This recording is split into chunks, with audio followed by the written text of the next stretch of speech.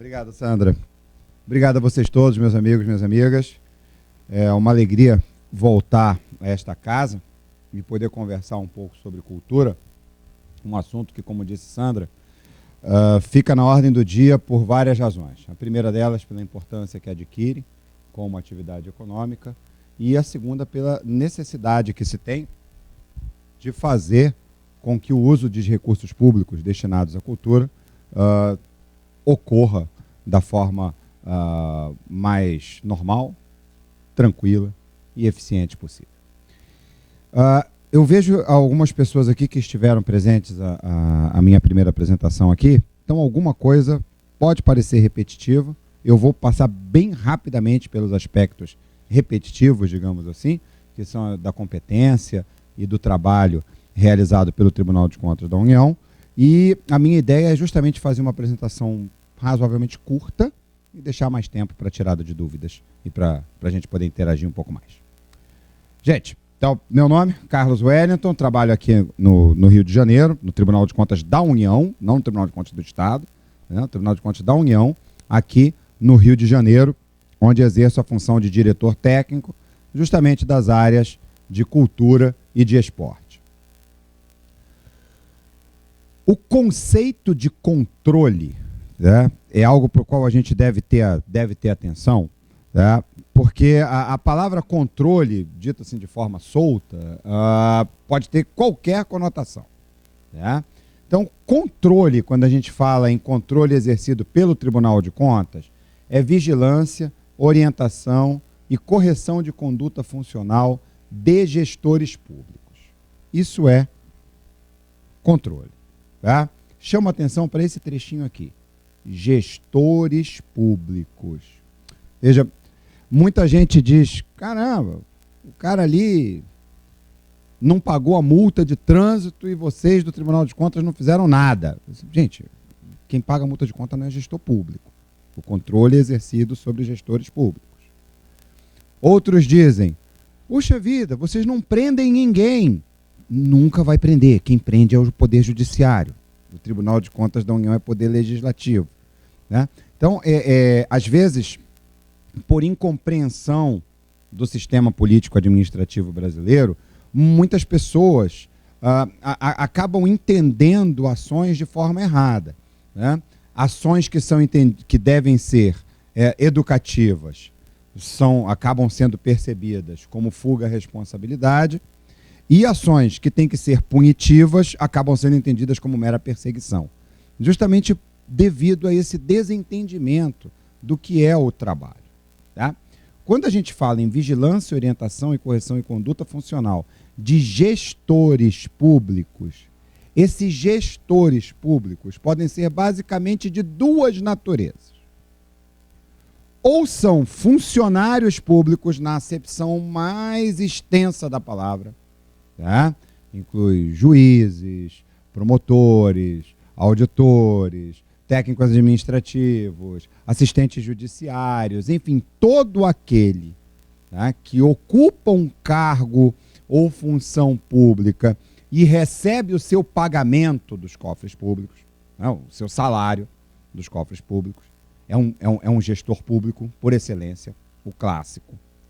E existe aquele que é inteiramente do setor privado, mas recebeu dinheiro público para realizar um projeto.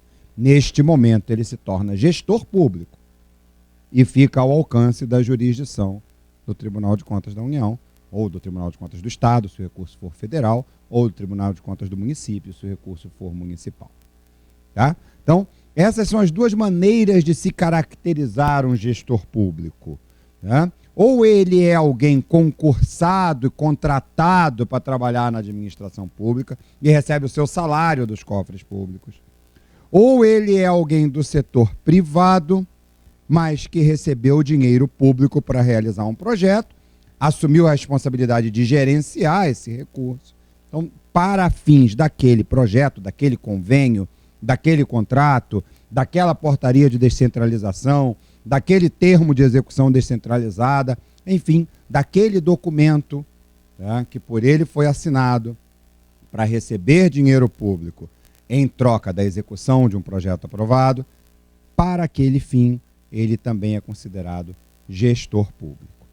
Tá? Pessoas que não gerenciam recursos públicos não estão ao alcance dos tribunais de contas, de qualquer deles, da União, Estado, Municipal. São objetivos do controle: verificar a legalidade, a legitimidade e os resultados dos atos administrativos e assegurar a transparência e a consecução dos interesses coletivos. Existem no mundo dois modelos de controle que nós podemos dizer que são genéricos, né?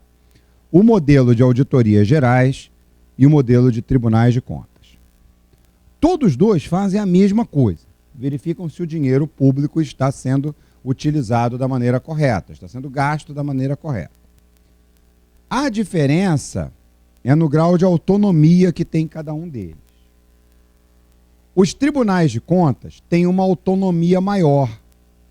Normalmente eles julgam contas, ou seja, eles dizem contas regulares, contas irregulares, contas regulares com ressalva. Eles realmente julgam e eventualmente aplicam penalidades. Tá? Se alguém tiver as contas julgadas irregulares, pode receber uma penalidade na forma de débito ou de multa ou as demais penalidades que o Tribunal de Contas tem possibilidade de aplicar. Mas julga. A diferença é essa: ele julga. Ele diz: você tem contas regulares, você tem contas irregulares. Ele julga. As auditorias gerais, normalmente, não julgam. As auditorias gerais elaboram o seu parecer, emitem a sua opinião e entregam a um outro órgão para julgar. Normalmente, os congressos nacionais dos respectivos países. Tá? Não existe nenhuma noção de bom ou mal entre elas. Tá? De melhor, pior, mais eficiente, menos eficiente. Isso é despiciando. O que existe, tá, é um atendimento à cultura do país. O modelo de Tribunal de Contas é um modelo que teve a sua predominância na Europa continental.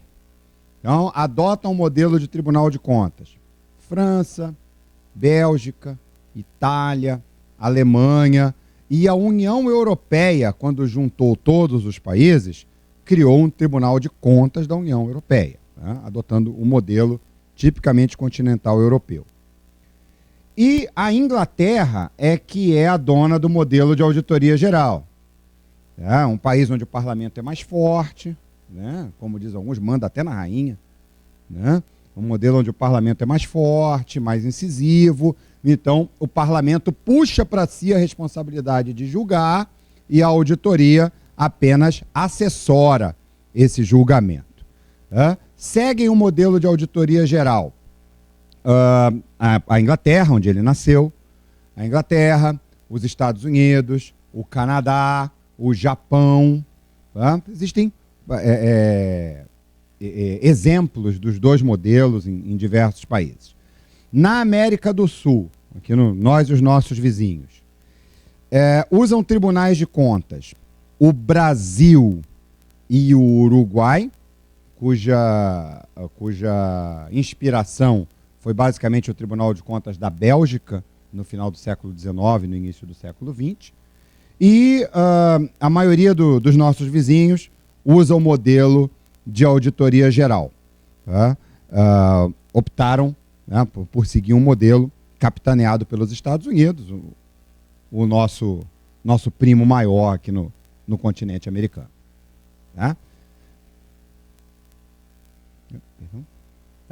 O sistema de controle no Brasil tem como poder central o legislativo. Tá? Então, o controle no Brasil é essencialmente um controle exercido pelo poder legislativo. No âmbito federal, o Congresso Nacional e o Tribunal de Contas da União são os órgãos de controle, todos dois pertencentes ao poder legislativo. Esse pertencimento dos tribunais de contas à estrutura do legislativo também não é unanimidade no mundo. Né? Existem países que adotam o modelo de Tribunal de Contas, não de auditorias gerais, mas que posicionam esses tribunais de contas não no poder legislativo, e sim no judiciário. Os exemplos de sala de aula, aqueles que a gente sempre fala, são Portugal e Grécia. Portugal são países que adotam um modelo de tribunal de contas, ou seja, não é auditoria geral, é tribunal de contas, julga, aplica penalidade, mas não faz parte do poder legislativo, faz parte do poder judiciário. Isso também é resultado da cultura que se desenvolveu, a cultura política administrativa de cada país. No Brasil, voltando aqui à nossa casa, o controle é essencialmente legislativo. O titular do controle no Brasil é o Congresso Nacional, que divide atribuições com o Tribunal de Contas da União. O Poder Executivo tem um sistema de controle interno, que é capitaneado pela CGU, a Controladoria Geral da União. O Judiciário tem um sistema de controle interno, que é difuso entre seus tribunais.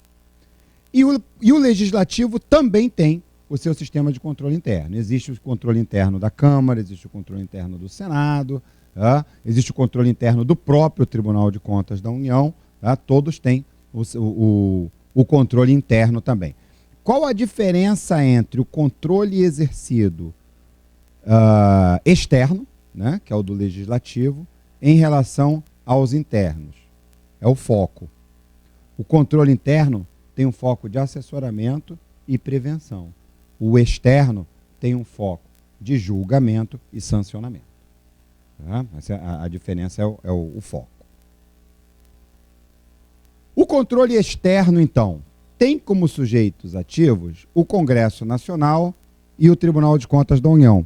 Essa expressão com auxílio do TCU, às vezes, também é mal entendida. Muitos entendem que o Tribunal de Contas da União é subordinado ao Congresso Nacional. Que, por exemplo, se alguém for condenado pelo Tribunal de Contas da União, pode recorrer ao Congresso Nacional. Não pode, não é isso. Esse com auxílio não é entendido como subordinação, é entendido como apoio, como divisão de atribuições. Existem atribuições que o Congresso Nacional tem e o TCU nelas não se mete, e existem atribuições que o TCU tem e o Congresso nelas não se mete. São atribuições diferenciadas. Esse com auxílio não significa subordinação, significa divisão de atribuições. O objeto são as atividades administrativas que impliquem receitas, despesas e o nascimento ou extinção de direitos e obrigações. Ou seja, é isso que a gente olha. São atividades administrativas relacionadas a dinheiro público. Então, quando às vezes chega para nós, né, também por desconhecimento das pessoas, né, chegam para nós denúncias de todo tipo, até briga de marido e mulher chega em denúncia para a gente. Né? Porque a pessoa é tribunal, aí você joga para lá, é tribunal, não sei o quê. É desconhecimento, puro desconhecimento. Tá? Mas é claro que a gente orienta a pessoa, né? Diz, olha, não é aqui, é ali. Aí a pessoa fica com raiva. Eu vi o erro, vocês não vão fazer nada. Não, ninguém vai fazer nada. Não é que ninguém vai fazer nada. É que não é a gente. Às vezes essa explicação ganha contornos até cômicos, às vezes. Né? Eu tenho, já nos meus 19 anos de Tribunal de Contas da União, 10 chefiando unidade, eu tenho incontáveis anedotas, piadas e situações que se tornaram realmente engraçadas desse tipo. Né? A jurisdição, né? Quem é que é alcançado pela jurisdição do Tribunal de Contas da União? Quem é fiscalizado pelo Tribunal de Contas da União? São os órgãos e entidades da administração direta e indireta. Administração direta, ministérios. Indireta, as empresas públicas. Banco do Brasil, Caixa Econômica, Petrobras, administração indireta. Os entes federados, estados, municípios e o Distrito Federal, em relação aos recursos federais que estão com eles. Tá? O Tribunal de Contas da União só fiscaliza recursos federais. O Tribunal de Contas do Estado fiscaliza recursos estaduais. E o Tribunal de Contas do município, os municipais. E os responsáveis por bens ou valores públicos.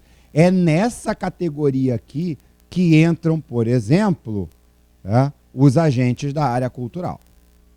Quando recebem recursos, quando apresentam algum projeto, tem esse projeto aprovado e recebem recursos, se enquadram nesse grupo aqui. Os responsáveis por bens ou valores públicos. No momento que alguém recebe dinheiro público, passa a estar ao alcance da jurisdição de quem fiscaliza o dinheiro público. Pois não? Sim, sim. Quem recebe dinheiro da Lei Rouanet está ao alcance da fiscalização, né? Da jurisdição do Tribunal de Contas da União. A missão do TCU é controlar a administração pública para contribuir com seu aperfeiçoamento em benefício da sociedade. Seus dois principais personagens históricos são Rui Barbosa e Cerzedelo Correia. Rui Barbosa é o pai da ideia, digamos assim, e Cerzedelo Correia foi quem implantou o funcionamento do Tribunal de Contas da União. Então, eles dois são considerados os precursores do controle no Brasil. Todos os dois eram contadores. Interessante, estamos aqui no Conselho Regional de Contabilidade. Rui Barbosa era advogado e contador. Cerzedelo Correia era militar e contador. Todos os dois eram contadores. Aqui. Não, Rui Barbosa é advogado, jurista, é escritor, é romancista, ele é tudo, é uma figura, né? A Águia de Aia, né? Da Conferência de 1909, da Convenção da Guerra Terrestre, tudo isso. Isso. E o Cerzedelo Correia, ele é militar de carreira do Exército Brasileiro, lutou na Guerra do Paraguai, né? Depois enveredou pelos caminhos da economia, né? Foi ministro da Fazenda, tal, também teve uma carreira destacada. Ele é nome de um monte de coisa. Ele é nome de praça, nome de rua, nome de avenida, nome de prédio, né? Ele é nome de instituto. A escola do Tribunal de Contas da União se chama Instituto Cerzedelo Correia. Né? Ele tem uma série de... Ele? Atenção! Agora chegou a minha vez de falar. Atenção, ao respeito. Rui Barbosa é baiano, tá? E este aqui é paraense. Este aqui nasceu em Belém do Pará, no dia 16 de junho. No dia 16 de junho, tá? Esse aqui nasceu em Belém do Pará, no dia 16 de junho, foi oficial das Forças Armadas, foi do Ministério da Fazenda e do Tribunal de Contas da União. Euzinho, nasci em Belém do Pará, no dia 16 de junho, fui oficial das Forças Armadas, fui do Ministério da Fazenda e hoje sou do TCU. É a sequência perfeita. Não, o ano é diferente. Ele é um pouquinho mais velho que eu. 1 século e meio mais velho. Vamos lá, então. Bom, o Rui Barbosa, para criar o TCU, foi por meio desse decreto aqui. Decreto 966A de 1890, que está lá em Botafogo, na Casa da Fundação Rui Barbosa. Né? Lá na Avenida, na Rua São Clemente, em Botafogo. Foi. Formalmente, sim. Na verdade, controle... Existe um filminho, desses filminhos didáticos do Tribunal de Contas da União, que mostra controle lá desde o Antigo Egito. A questão é o grau de informalidade ou de formalidade. No Brasil, um órgão dedicado especificamente ao controle, inserido na estrutura político-administrativa do Brasil, sim, foi a partir daqui. Antes era... não que não existisse controle, tinha o tal do erário régio. Né? O erário régio era que fazia o controle, mas não era algo institucionalizado. Né? Ele não tinha a atribuição específica do controle. Olha, vamos lá, tudo isso é uma questão de cultura de época. Quando você está numa monarquia não parlamentarista, uma monarquia onde o rei tem poderes realmente soberanos, entende-se que o rei é o representante do povo. Então, estar subordinado ao rei é isso aí, é a cultura. Tá? Tudo depende da forma como a gente entende. Né? Por exemplo, lembra dos nossos ah, dois, dois rapazes que foram pegos na Indonésia traficando droga e os dois foram executados? Bom, o nosso Ministério das Relações Exteriores entrou em contato com o governo da Indonésia e disse, olha, isso é um absurdo você executar duas pessoas. Eles viraram para a gente e falaram, olha, absurdo é o cara entrar com 50 quilos de cocaína e vocês acharem que está tudo bem. Aqui é diferente. Aqui é diferente. Aqui daqui ele não sai. Dessa cela aqui ele não vai sair vivo, não. Né? Isso é cultura. Lá para eles a cultura é essa. Para nós é outra. A gente fica indignado com algumas coisas, não fica com outras. Certo? A gente é capaz de passar por uma pessoa pedindo ajuda na rua e não ajudar. E ao mesmo tempo se sente feliz fazendo uma doação para o sistema audiovisual, para fazer um filme. Mas não ajuda a pessoa na rua. Então, é uma questão de cultura. Outros já vão dizer, meu Deus, você dá dinheiro para fazer um filme. Outros vão dizer, que isso? Fazendo um filme você estava gerando emprego.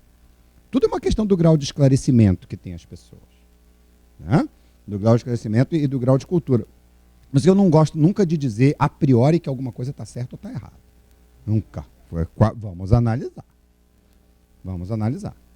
Bom, atualmente, o Tribunal de Contas da União está aqui, na Constituição Federal, artigo 71, e aqui, na Lei 8.443 de 92, que é a sua lei orgânica.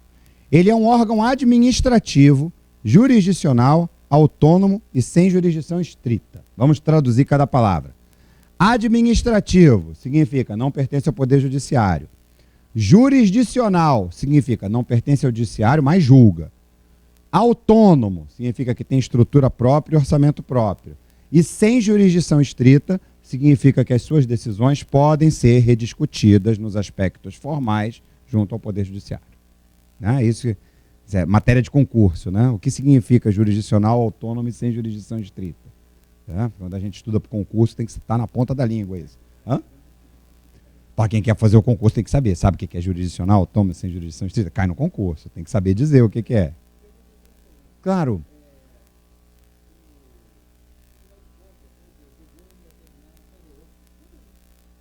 Ok. Vontade. Julgou um processo. Condenou alguém. Aplicou uma multa. Ok. 15 dias. Isso.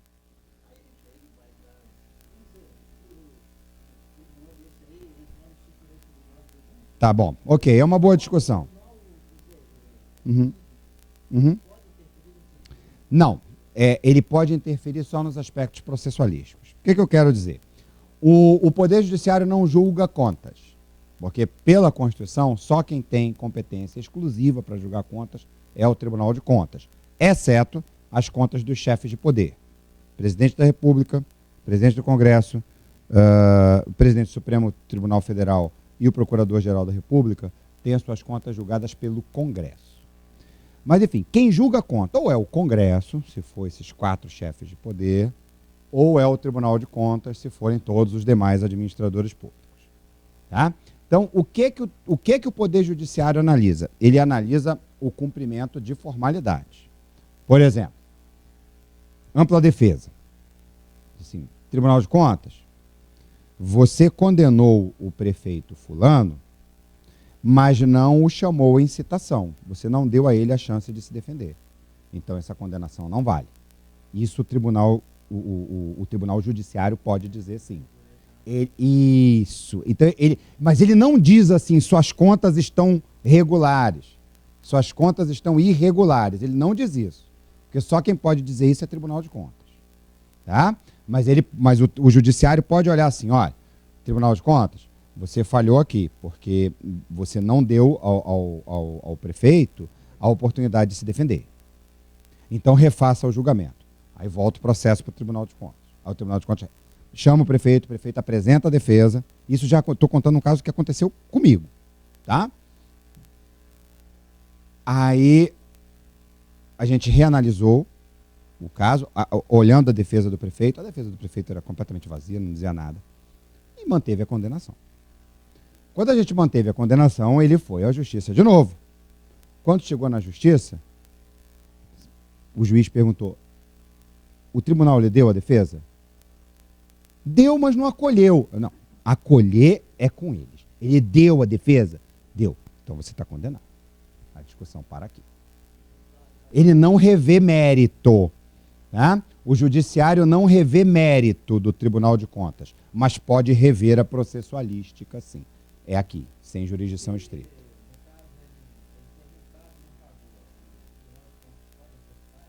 Quem executa é a AGU, a Advocacia Geral da União. Isso. A AGU é que faz a execução.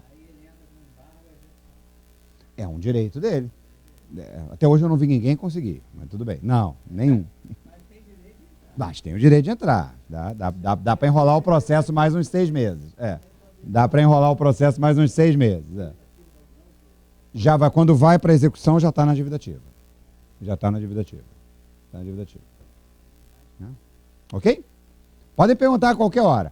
Esse é o nosso tribunal, que em 2014 foi eleita a melhor instituição pública para se trabalhar, é algo do que a gente se orgulha muito. Né? Aqui é o ministro Augusto Nardes, que era o presidente na época, e a equipe que foi representando o Tribunal de Contas da União lá no recebimento do prêmio. Nossa estrutura, temos um plenário, que é formado por 9 ministros, se divide em 2 câmaras, primeira e segunda. Junto ao plenário atua o Ministério Público junto ao TCU, que não se confunde com o Ministério Público Federal.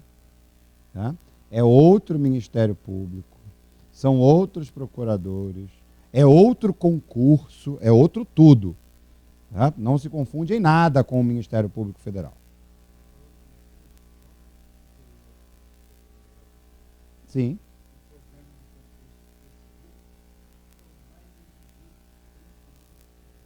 Sim, nós nos orgulhamos muito. Essa própria revista aqui disse. É o concurso mais difícil do Brasil. É considerado o concurso mais difícil do Brasil. É algo de que todos nós nos orgulhamos muito.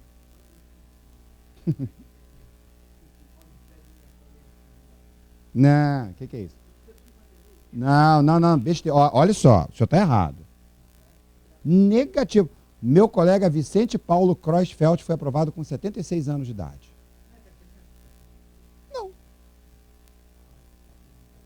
Não. Viu como precisa estudar? Viu como precisa estudar? Não tem mais idade. Você pode ser, não tem mais idade. Sim, mas não tem mais. Desde quando o senhor me pegou na pergunta, mas não tem mais limite não.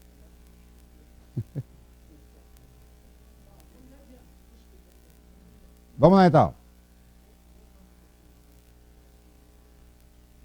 Pois não.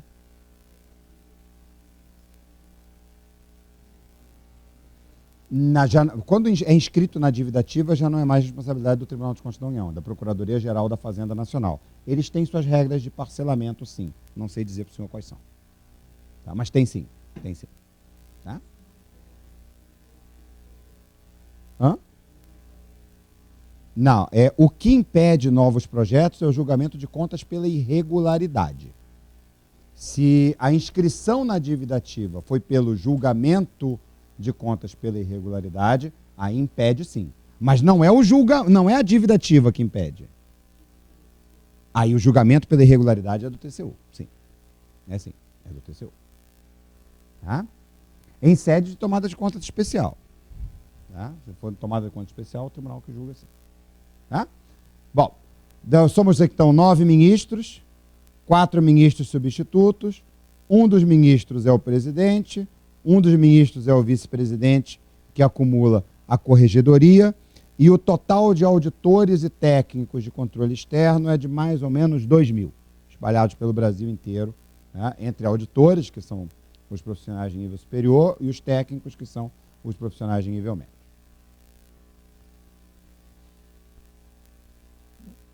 Bom, são as atividades principais do TCU: julgar as contas, emitir o parecer prévio da Presidência da República, a fiscalização e julgamento de convênios, a fiscalização dos processos de desestatização, a avaliação de programas, dos programas que são conduzidos pelas diversas áreas do governo, pelos diversos ministérios e outros setores. A resposta a consultas, tá, dentro do rol de pessoas que é legitimado a consultar o Tribunal de Contas da União, e a apuração de denúncias e representações. Tá? Sobre denúncias e representações, a diferença principal é quem faz qual. Né? A representação, normalmente, vem de autoridades e servidores públicos. Então, quando é uma autoridade ou servidor público que, em função do seu cargo, tem conhecimento de uma irregularidade, esse processo se chama representação. Se é, por exemplo, um cidadão, uma associação de bairro, que leva ao conhecimento do tribunal, esse processo recebe o nome de denúncia. E o tratamento processual é diferenciado, porque na denúncia, né, embora ela não possa ser anônima, se resguarda o sigilo do denunciante. Né, e já no caso da representação, não. No caso da representação, como ela vem de servidores públicos, entende-se que são pessoas que têm obrigação de representar, então não há que se falar em sigilo da sua identidade. Tá? Junto à presidência do Tribunal de Contas da União, existem 3 secretarias gerais. A Secretaria-Geral da Presidência, que dá o apoio a todo o funcionamento da presidência do tribunal, a Secretaria-Geral de Administração, que é a nossa administração, que cuida dos nossos assuntos administrativos, licitação, compra, salário, licença maternidade, vale transporte, enfim, tudo aquilo que tem que ser operado num órgão público. Né? E a Secretaria-Geral de Controle Externo, que é a da atividade fim, a da fiscalização propriamente dita. Focando nela agora, aqui na Secretaria-Geral de Controle Externo, vai funcionar. Parou. Dentro da Secretaria-Geral de Controle Externo, existem as diversas secretarias. Uma delas é a Secretaria de Fiscalização do Trabalho. Né? A Secretaria de Fiscalização do Trabalho tem 3 diretorias. 3 diretorias. Uma diretoria em Brasília, que fiscaliza Ministério do Trabalho, propriamente, o antigo Ministério do Trabalho, agora está dentro do Ministério da Cidadania, né? Mas fiscaliza as ações relativas a trabalho e emprego, propriamente dito. Uma em São Paulo, que fiscaliza o Sistema S, e outra aqui no Rio de Janeiro, a diretoria da qual eu tenho a honra de chefiar, que é a de fiscalização da área de cultura e esporte. Tá? A fiscalização de cultura e esporte ficou dentro da Secretaria de Trabalho devido ao foco que se quer dar às atividades de cultura e esporte, que é a da geração de emprego. Tá? Então, como se quer dar esse foco, a cultura e o esporte, que eram tradicionalmente vinculadas à nossa Secretaria de Fiscalização de Educação, saiu da fiscalização de educação e foi para a fiscalização de trabalho. Né? Isso não quer dizer que a gente não avalie aspectos educativos, mas o foco agora é avaliar a capacidade de geração de emprego que vem da cultura e do esporte. Tá? E dentro dessa nova estrutura, né, optou-se também por fazer com que a Diretoria de Cultura e Esporte ficasse sediada no Rio de Janeiro e não em Brasília ou qualquer outro lugar, devido à intensidade das ações culturais que tem aqui no Rio de Janeiro.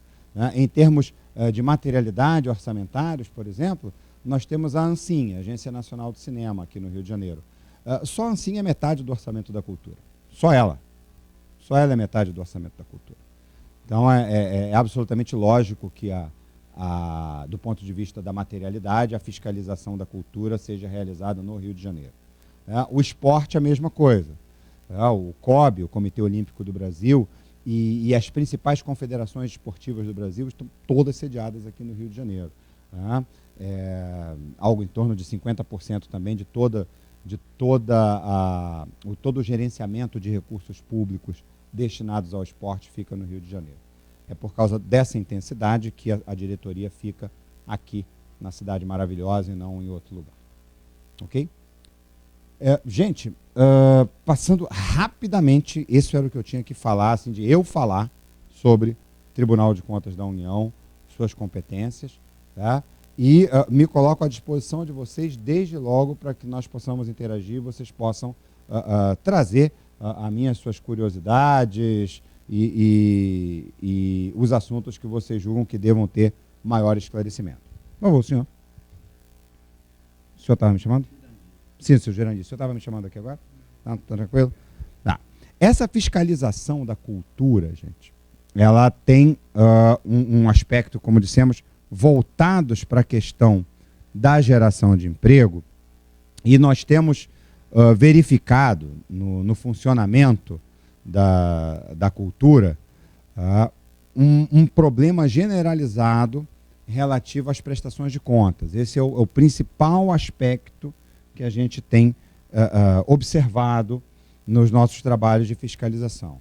Na Ancine e nos outros setores da cultura, começa a se desvendar agora a mesma coisa em relação ao esporte. Nós vivíamos um ciclo de intensa liberação de recursos, praticamente sem nenhum controle.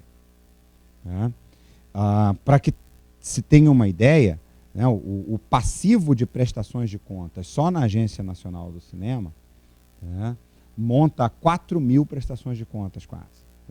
Existem 4.000 prestações de contas que nos últimos 17 anos não foram analisadas. Isso traz um problema, isso traz uma consequência, não somente as consequências jurídicas, da possibilidade de se chegar à penalização de alguém. O senhor sabe qual é o principal problema? É que, no fundo, faz 17 anos que a gente não sabe o que está sendo feito com esse dinheiro. Se o senhor me perguntar hoje o que foi feito com o dinheiro dos programas audiovisuais, eu não sei, o senhor não sabe, a Ancine não sabe, o Ministério da Cidadania não sabe, e qualquer um que disser que sabe não está dizendo a verdade. Porque não tem a menor condição de você saber o que foi feito com o dinheiro se você não prestou conta, se você não analisou a prestação de contas. Né? Não. Olha só, vamos lá. O senhor está me dizendo assim, foi feito esse filme. Tá. Como? Com quanto? Com que grau de eficiência? Foi irregular? Foi irregular? As notas fiscais estão corretas? Você não sabe dizer isso. Olha só, a avaliação do que foi feito não se dissocia do gasto, meu amigo. Não tem como você dizer que a avaliação do que é feito com dinheiro público se dissocia da avaliação de regularidade do dinheiro público. Não tem a menor chance desse seu argumento prosperar.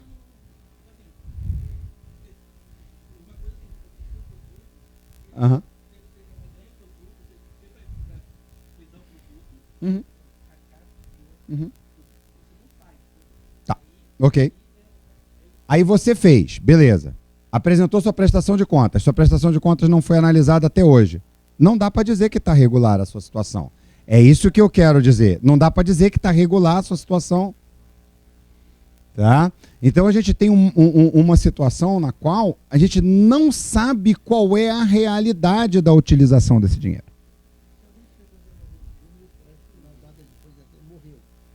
Não, aí você entra naquela questão de sucessores e tal, que só piora a execução das coisas.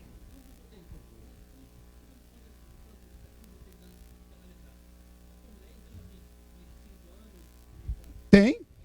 Não foi cumprido.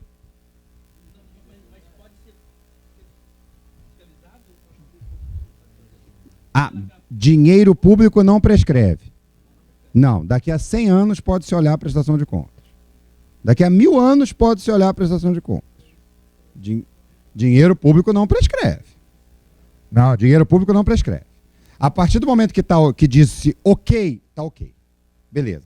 Mas até dizer ok, não prescreve. Sim, o Chateau demorou um pouco mais do que devia. Até não foi, o Chateau não foi até acho que mais atrasou, não. Sim, tá sim. Uhum. Aham. São muitos casos. São muitos casos. Uhum.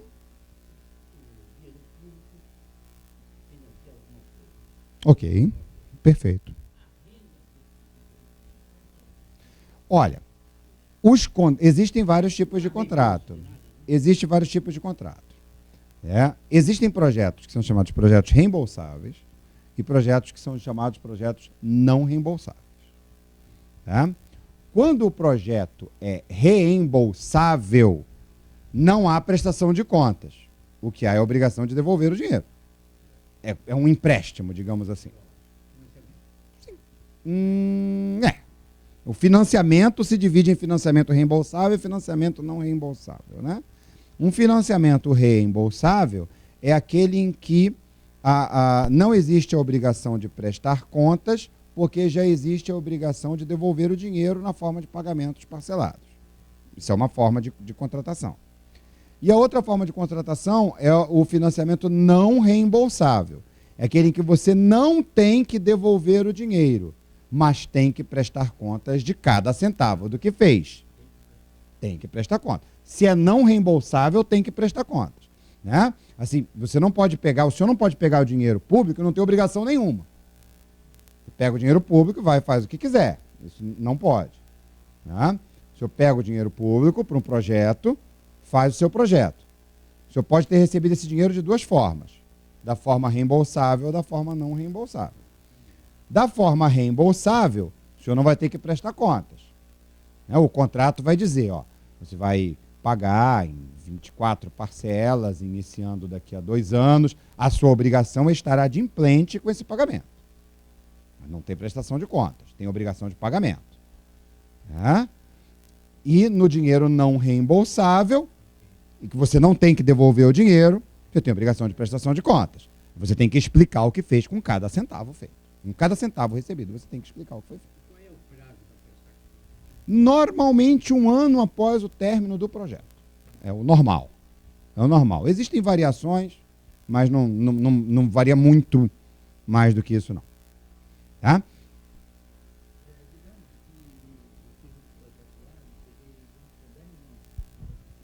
Uhum. Ok.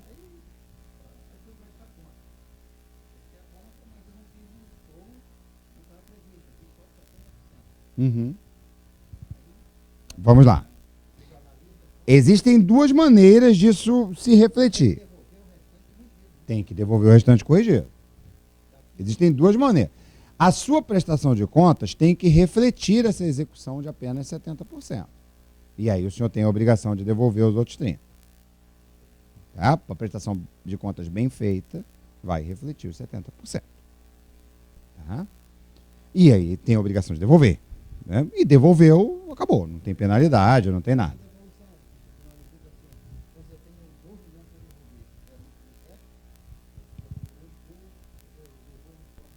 Não, o devolvimento é no cash. O senhor recebeu no cash. Pô, depois tem... caramba. Não. Você receber em cash e devolver parcelado, meu amigo, nem banco faz isso. O banco até faz, mas com juro astronômico. O banco até faz isso para o senhor, mas com juro astronômico.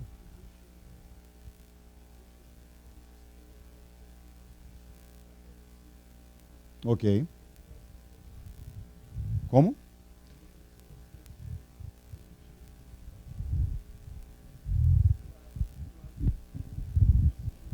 Isso tem que estar no projeto, isso.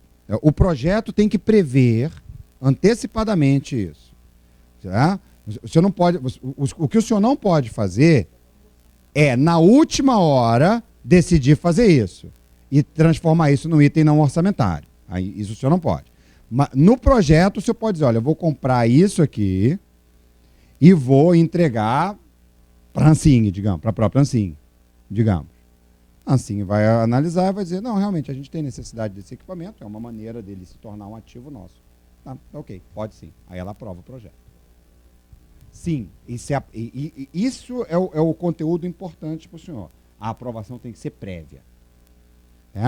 Porque muitas vezes o que ocorre é que essa aquisição de ativos, ocorre sem a autorização prévia. Não constava do projeto original. Aí não pode. Aí não pode. Tá? Mas tendo aprovação no projeto, pode sim. Pois não.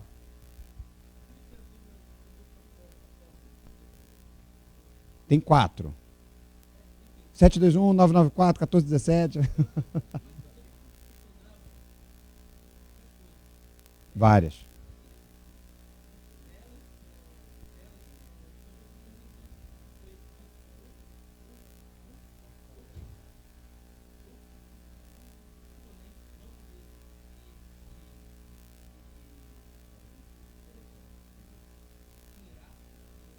Não foi dito isso. Foi dito não. Não. O que foi questionado foi a contratação de empresas com os mesmos donos. O proponente, que é da empresa do projeto, se remunerar, nunca foi questionado. Nunca foi questionado. Até porque a gente não vê nada de errado nisso. Não. Foi dito que estava muito frouxo, sem controle, e está mesmo. Está frouxo, sem controle, qualquer tipo de documento pode ser, acaba sendo aceito, e isso não pode. Isso foi sim. Mas proibição à alimentação? Não. Não. De forma nenhuma. De forma nenhuma. A gente não questiona, gente, a necessidade das coisas. A gente questiona a forma. Tá? A gente não questiona nunca a necessidade das coisas. A gente questiona a forma.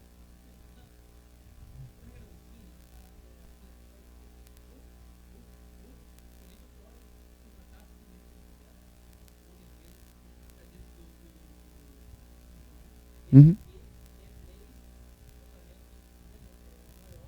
Sim, é a regra da ANSIM. A gente também não questionou. Não.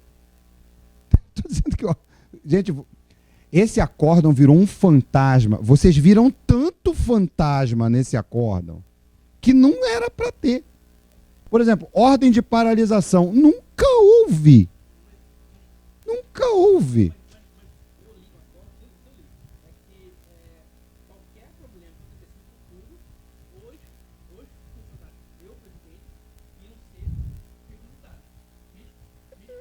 Responsabilizados. Tá? Mas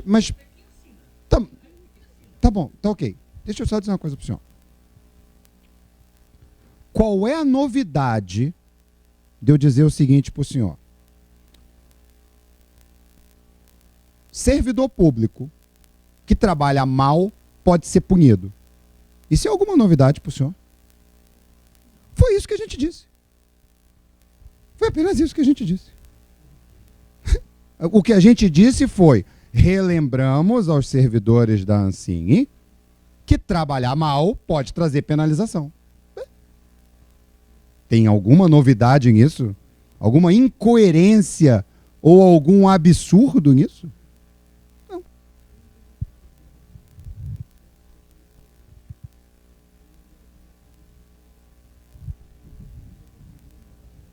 Isso, mesmo quadro societário, é. Porque, na verdade, é como se você estivesse contratando a mesma empresa 2 vezes. Tá? Se você tem o mesmo quadro societário em 2 empresas, é como se você estivesse contratando a mesma empresa 2 vezes. Agora dentro o que ele falou foi, dentro da mesma empresa, posso contratar como roteirista, por exemplo, alguém que está nessa empresa? Claro, essa empresa é a empresa que vai fazer o filme, não tem problema. Esse pode.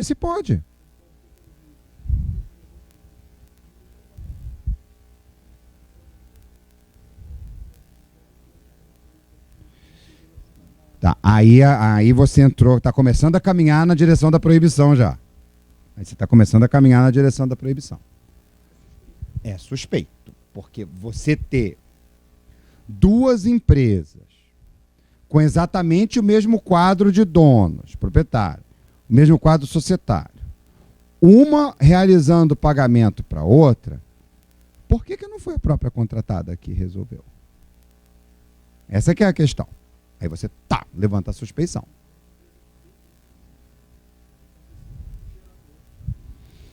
Com o mesmo quadro societário? Você acredita realmente nessa inocência toda, tá? Tá bom, foi isso que foi questionado. Não gera dúvida? Foi isso que foi questionado. Foi sim, isso foi sim. Sim, seu Jurandir. Eles são obrigados a ficar na categoria responsável ou não? Que geram recursos? Não, tem casos que sim, tem casos que não. Produz um filme. Não. Tem casos que sim, tem casos que não. Tem casos que é reembolsável, tem casos que não é reembolsável. Isso é de acordo com o tipo de projeto. Porque depende do tipo de filme também. Se é um filme mais comercial, se é um filme mais documentário. Tem suas categorizações. Fale, meu amigo, interrompi você.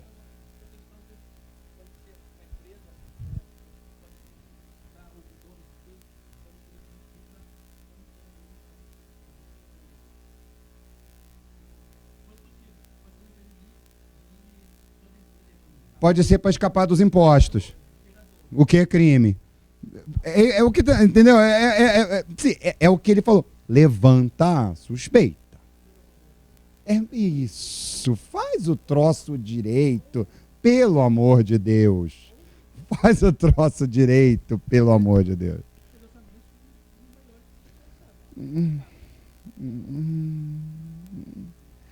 Gente, olha só. Olha só. Se eu tivesse duas empresas e eu realizasse para minha própria empresa um pagamento, você, sem nenhum estudo de auditoria, eu contando isso para você, você não pensa assim, tem algo errado nisso aí? Você não pensa não? Caramba, gente, que isso? Embaixo desse angu tem caroço, gente. Embaixo desse angu tem caroço. Aí você, não, mas no meu caso não estava errado. Beleza, mas aí a gente vai ter que descer no caso a caso. Mas que levantou a suspeita, levantou. Que levantou a suspeita, levantou. Sim. Agora, nem por isso o Tribunal de Contas da União mandou parar nada. O que o Tribunal de Contas da União disse foi: servidores e dirigentes da Ancine, quem trabalha mal pode ser punido. Tem alguma coisa errada nisso? Tem alguma novidade? Novidade? Isso existe desde 1946, quando as normas de contabilidade pública saíram pela primeira vez. Quem trabalha mal pode ser punido. Não tem nenhuma novidade nisso. O tribunal disse isso realmente. O acórdão disse isso. Né? Olha, a continuidade dos mesmos erros levará à punição. Disse isso mesmo. Mas isso, gente, isso é extremamente educativo. Muito pior seria o Tribunal de Contas da União silenciar, por entender que isso é uma regra que todo mundo tem que entender, e daqui a 2, 3 anos sair punindo todo mundo. Foi muito mais educativo dessa forma. Com certeza. Meu amigo, você tinha me chamado? Achei que você estava me chamando. Jurandir, fala, Sandra.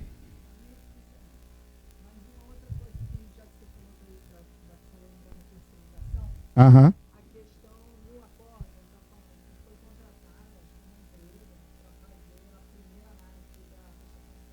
É que ela estava dando mérito das contas. Mérito não pode dar, não. Mérito não pode, não. Mérito só servidor. Dizer se está regular ou irregular, só servidor. Isso é função privativa. Isso é função privativa. Agora, e se fosse, vamos dizer que fosse uma empresa de auditoria ou de contabilidade?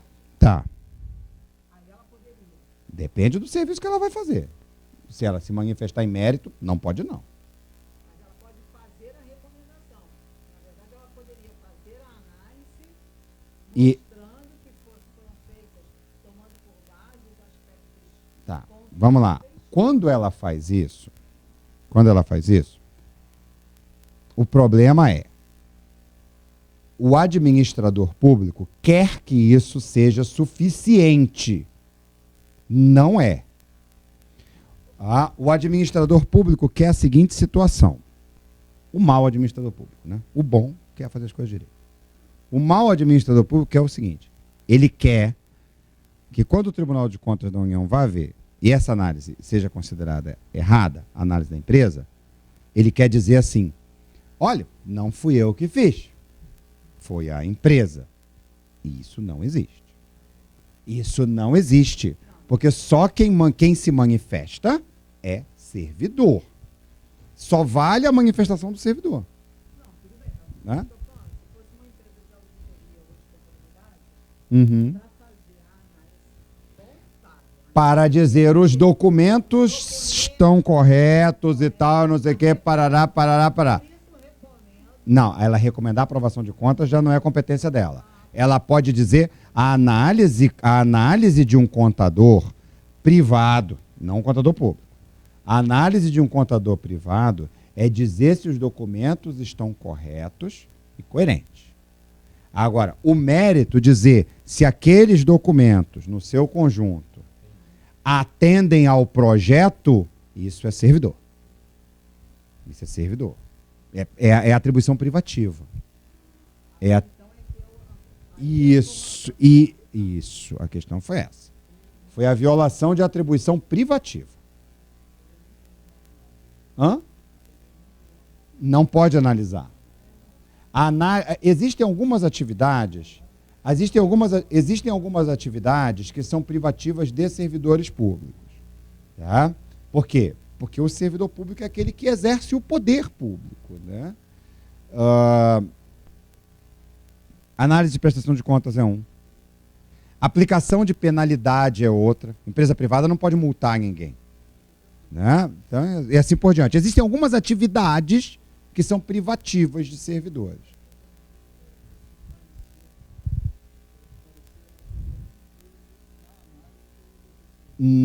Do TCU não, da Ancine, né? Da Ancine, é. Não pode ter peso. Ele apenas vai dizer se os documentos contábeis estão corretos ou incorretos. Só isso.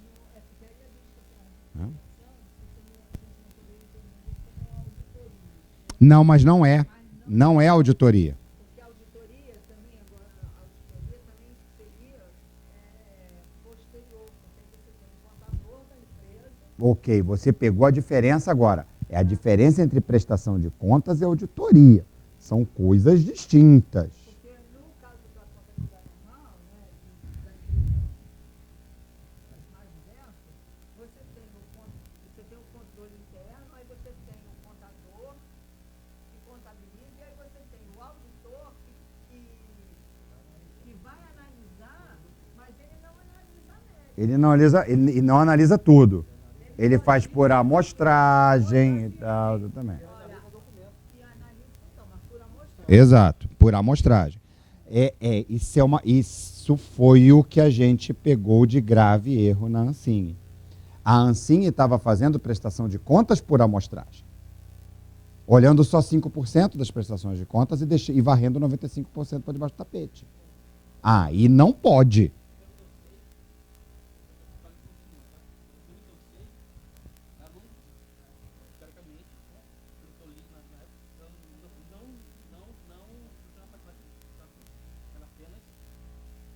Apenas deixava de olhar. Sim. Não é isso. Não era isso. Não. Ela só analisava 5%. Quando foi feito o primeiro sorteio, Ela só analisava 5%.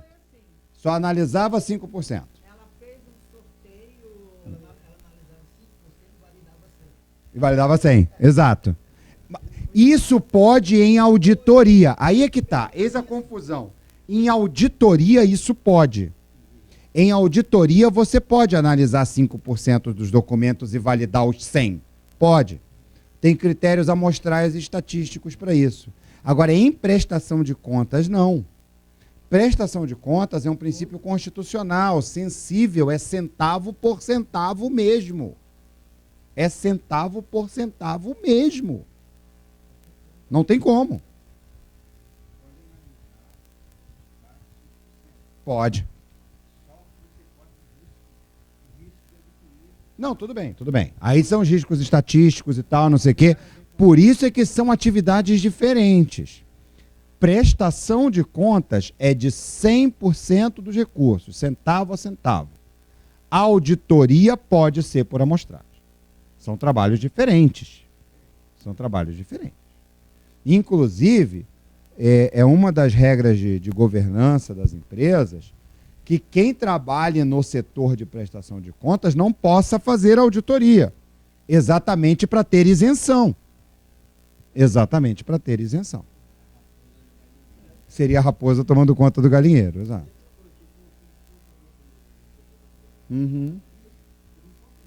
Sim.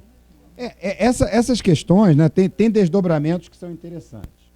Por exemplo, quando eu chefiei a nossa secretaria em Rondônia, um dia o pessoal dos órgãos lá se reuniu comigo e disse: Carlos, será que a gente pode mandar os nossos processos de licitação para você dar um parecer dizendo que está ok? Eu falei: claro que não. Claro que não, gente, eu sou auditor, gente. Se eu participar da gestão, eu perco a minha imparcialidade. É claro que não. É claro que não. Mas onde a gente vai conseguir um parecer? Isso aí foi eu já era o chefe da Secretaria do Maranhão, quando eu estava dando um curso de licitações, e aí uma prefeita chegou para mim: mas, seu Carlos, é muito difícil a gente arrumar alguém que entenda de direito, de licitação. Aí eu falei: por que é difícil? Porque é difícil, seu Carlos. Por que é difícil? Porque é difícil, seu Carlos. Tá bom. Aí eu falei assim: prefeita, deixa eu dizer uma coisa para a senhora. Enquanto a seleção do pessoal das prefeituras for por amizade e conveniência política, não vai ter ninguém competente mesmo no processo. Não tem. Não vai ter mesmo. Não vai ter mesmo. Mas se a senhora fizer um concurso público, tá, com lisura, conduzido por uma universidade, vai aparecer gente competente, porque o pessoal que tirar as maiores notas sabe o que está fazendo.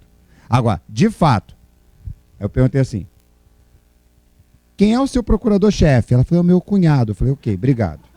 Ah, bom, acaba a conversa aí, gente. Acaba a conversa aí. Acaba a conversa aí. Acaba a conversa aí. Tá? Assim, são coisas que... Caramba, olha só. Olha só. Separação de funções. Isso é essencial, gente. Quem faz julgamento de prestação de contas não pode fazer auditoria. Simples assim. Não pode. Não pode, porque senão perde a imparcialidade. Quem faz controle, ou na forma de prestação de contas, ou na forma de auditoria, não pode dar parecer. Não pode dar parecer, não pode, porque senão você participa da gestão. Você perde a sua imparcialidade. Tá? Quem contrata, isso é uma regra, o setor privado tem muito isso, do tal dos 3 orçamentos. Quem contrata alguém tem que demonstrar que aquele preço é o menor. E tem que demonstrar, gente. São regras. São regras, não foram inventadas hoje. Elas são resultado do amadurecimento de muitos anos de regras. Elas não são novidade. Tá? O servidor que trabalha mal pode ser punido. Óbvio. Sempre pôde, não é novidade nenhuma. Opa, até eu, se eu não trabalhar direito, eu posso ser punido. Se eu varetar os meus prazos de denúncia, se eu arquivar uma representação sem apuração, também posso ser punido. Não é assim não, gente. Tem regras, tem regra para todo mundo. Fale, meu amigo.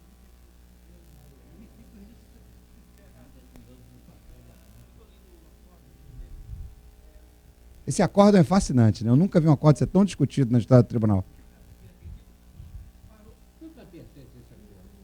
Eu trago, mando para o senhor e-mail. O senhor mandou para mim? Eu mando. Está na internet, entra na internet, pega lá.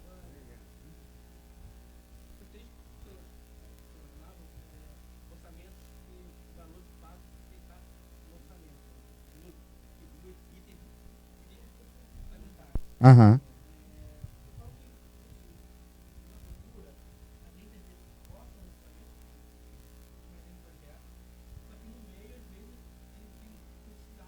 Eu entendo. Eu entendo. Eu entendo. Tem flexibilidade.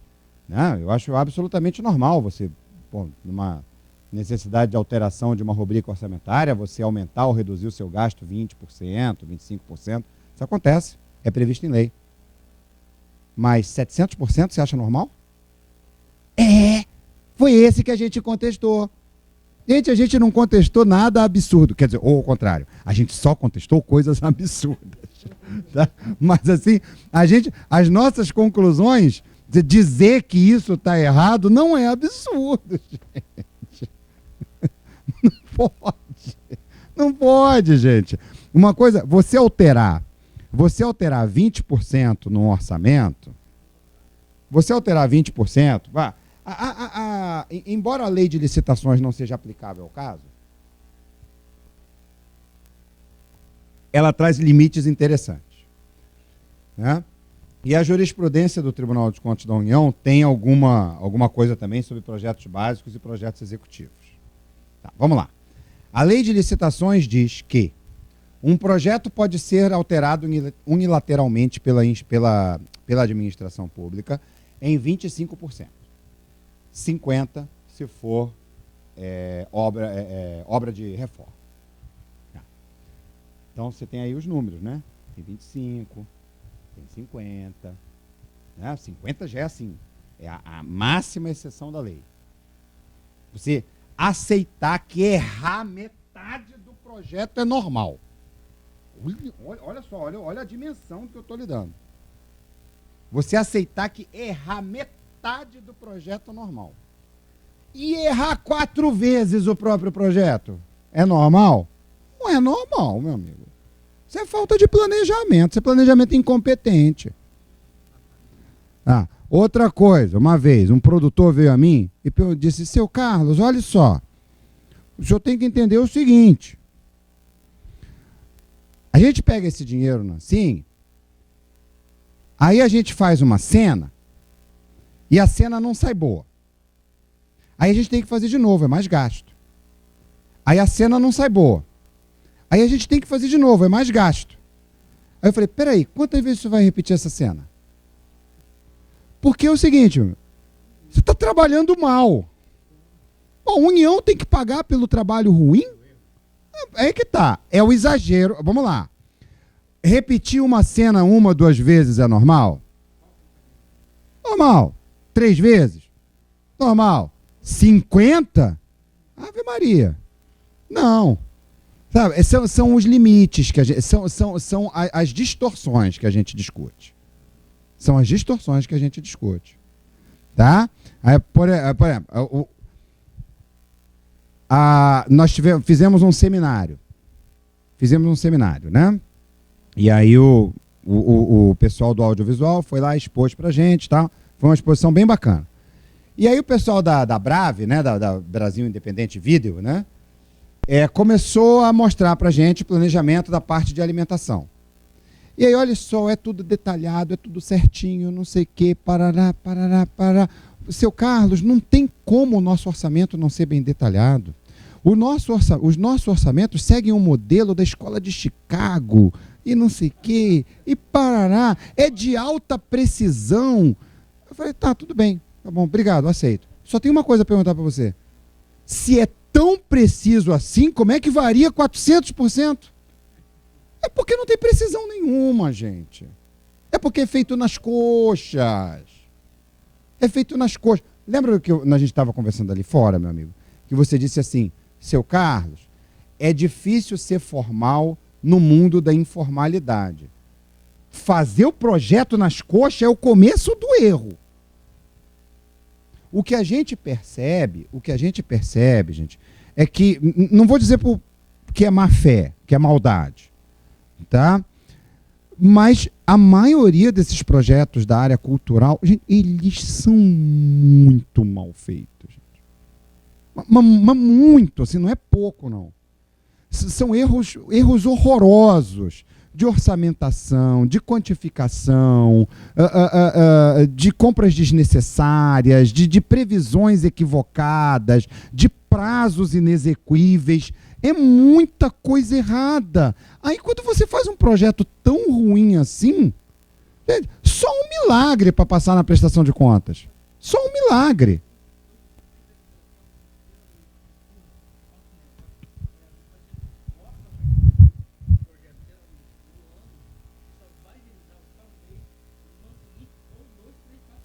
Ah, sim, tudo bem. Deve ter aí uns 30% de inflação. Porra, ainda está longe dos 600, cara.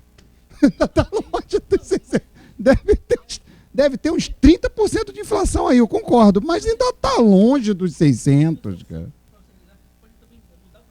Tá, peraí, mudou o projeto, você tem que aprovar o novo projeto de novo. Aí o que vocês querem? Conduzir o projeto na coxa e acertar depois na prestação de contas. Aí não pode, não. Não pode, não. Não pode, não. Como você disse aí, mudou o projeto. Beleza, mudou o projeto. Tem que aprovar o novo, meu amigo. Opa, o projeto não era filmar no Rio? Opa, o projeto não era filmar no Rio? Gente, tem regra, gente. Tem regra, gente. Já fugiu. Você já está fazendo outra coisa que não é o projeto. Aí fugiu. Aí não dá para aceitar. O projeto não era filmar no Rio? Tá, tudo bem. O projeto não era filmar no Rio? Mas então por que você foi filmar em São Paulo?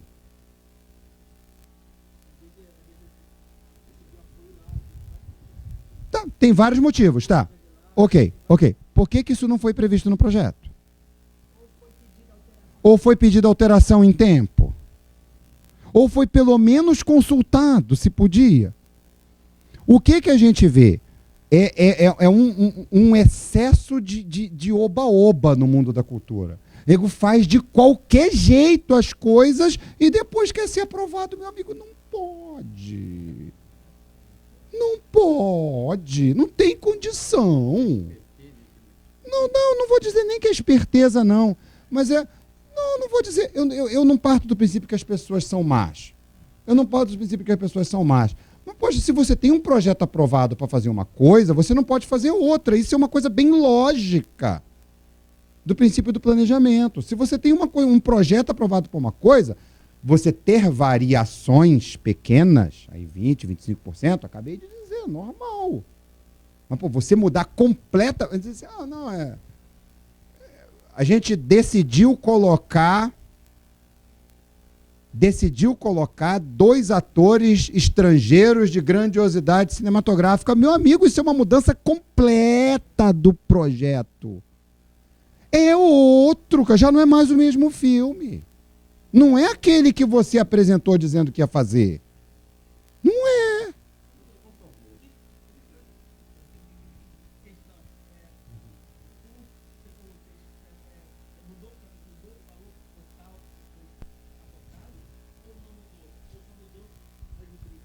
Mudar a rubrica. Vamos lá. Primeiro caso. Mudar valor não pode. Porque só quem altera valor é o poder público. O privado não pode alterar valor. E aí vamos àquela questão de alterar a rubrica. Você alterar uma rubrica 25%, 30%, para mais, para menos, compensar em uma, compensar em outra, eu acho que é absolutamente normal, senão o projeto ficaria engessado. Você variar 600%, aí já é deturpação do planejamento. Não. O fato de você manter o planejamento global não lhe dá o direito de fazer o que quiser dentro daquele planejamento. Você teve um projeto aprovado. Você tem que cumprir o projeto. Tá? As suas variações devem considerar os preços orçamentários individuais, sim, meu amigo. Poxa. Vamos lá. Existe uma coisa chamada força maior. Tá? Força maior é previsto em lei, não leva a penalização, tudo bem. Outra coisa é você decidir ao seu talante realizar o projeto de outra forma. Aí não. Parou. Aí não. Aí vem também a questão dos princípios dos atos e consequências, que é algo que existe muito na avaliação. Por exemplo,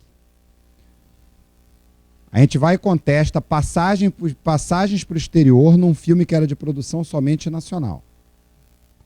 Aí, não, mas essa passagem teve que ter, porque a gente teve que buscar o ator lá no exterior. Ah, tudo bem, só que o ator do exterior não estava previsto no projeto, gente. Então, qualquer coisa que se vincule a esse ator no exterior é irregular. Então, são consequências das coisas. Tá? Não é desentendimento, não é perseguição, sabe, são pingos nos is, gente. Se você tem um projeto aprovado, você tem que seguir o projeto. Precisa ser o projeto a ferro e fogo, centavo a centavo, como foi planejado? Não. Nossa intenção não é engessar. Mas você concorda comigo que variar 700% numa rubrica é você destruir o planejamento? Você executou algo completamente diferente daquilo que você se propôs. Aí não pode. É que nem o prefeito que chega assim, ele recebe dinheiro para construir uma escola e aí constrói um hospital. Aí a gente manda devolver o dinheiro. Aí ele diz, não, peraí. O meu município estava precisando do hospital. Pô, então por que você pediu uma escola? Porque para que fosse aprovada essa escola, alguém que precisava de escola deixou de receber. Deixou de receber. Tem consequências, sim. As pessoas gostam de tratar isso como se fosse sem consequências. Como se fosse algo do tipo, recebi dinheiro para construir uma escola, construir um hospital, está tudo bem. Não está tudo bem, não. Porque quando você apresentou aquele projeto de escola, você buscou dinheiro lá na rubrica da educação, para aquele projeto ser aprovado, algum município ficou sem. Não tem dinheiro para todo mundo. Para o seu município receber o dinheiro da escola, algum outro município ficou sem. Aí você vai construir um hospital? Não pode não. Tem que devolver o dinheiro. Então, são só os abusos que a gente quer reprimir. Não é paralisar a atividade. Aliás, volto a dizer, nunca houve ordem de paralisar a atividade. Tá? Não é paralisar a atividade. A gente colocou a atividade fiscalizada pela Secretaria de Trabalho do Tribunal de Contas da União, exatamente por entender que ela gera empregos. Então, não é essa a intenção. Agora, calma lá também. A gente não pode fazer do setor audiovisual ou do setor cultural um setor onde tudo pode. Não pode, não. Tem regras, tem razoabilidades, né? Tem normativos legais, tem jurisprudência, tem coisa para se balizar. Tá? A atividade artística, ela por sua natureza, ela é uma atividade mais fluida, né? É uma atividade que não se atém muito a rótulos. Mas a utilização de dinheiro público é rotulada. É totalmente rotulada. Ah, mas eu quero usar o dinheiro público, mas do meu jeito. Meu amigo, você não pode. Vá pedir dinheiro em outro lugar. Vá pedir no banco. Dinheiro público não pode. Dinheiro público é com regra. Seu Jurandir.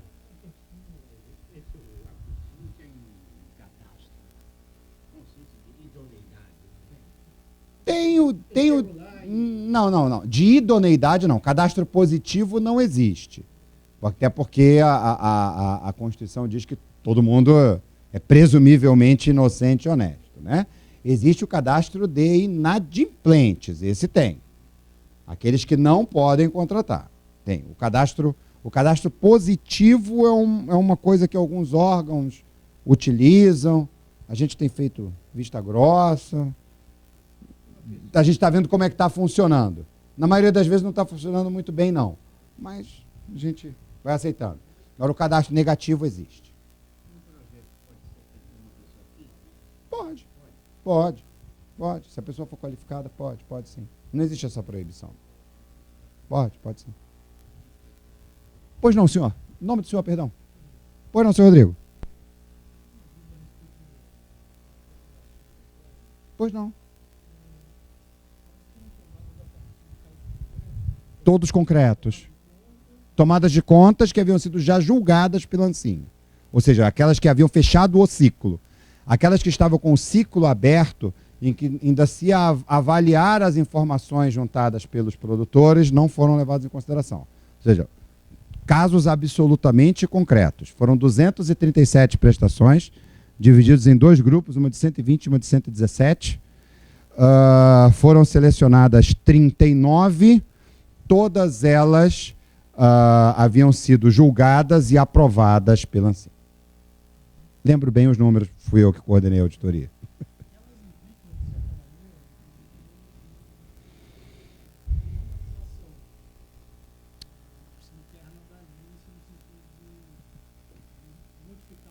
A ideia é que se faça, sim senhor.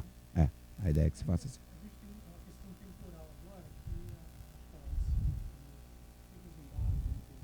Uhum. Isso.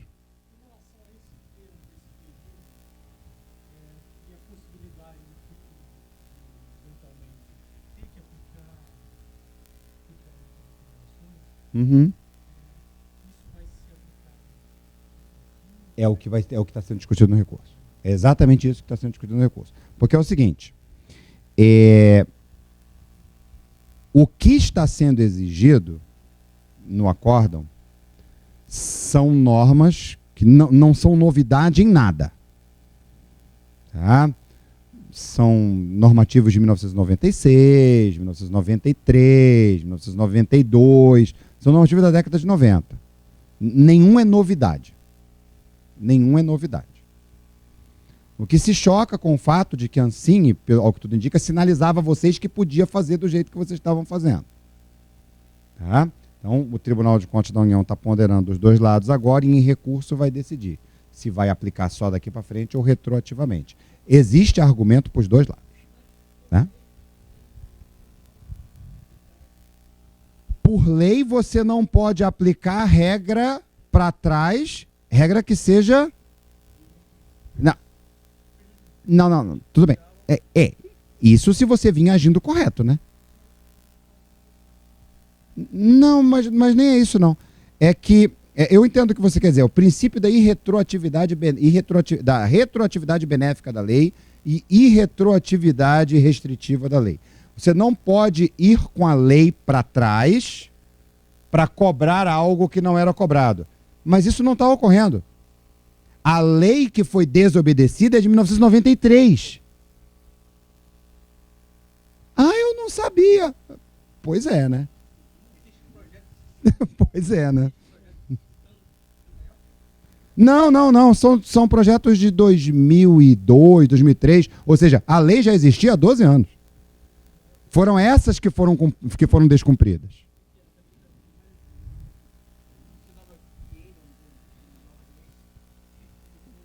Vamos lá. IEN não se sobrepõe à lei. Ave Maria. Princípio da estrutura normativa.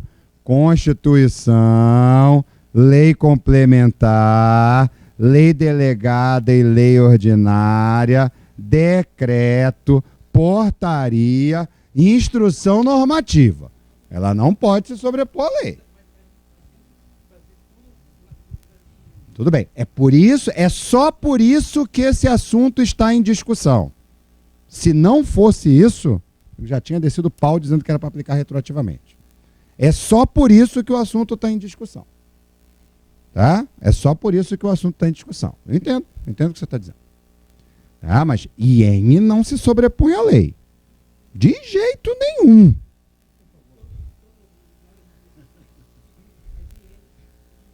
Tá bom, tá ok.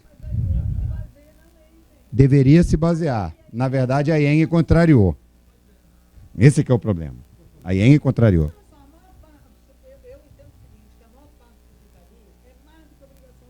Com certeza.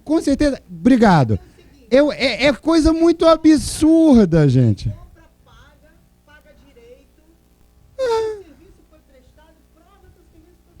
Só isso, apenas isso.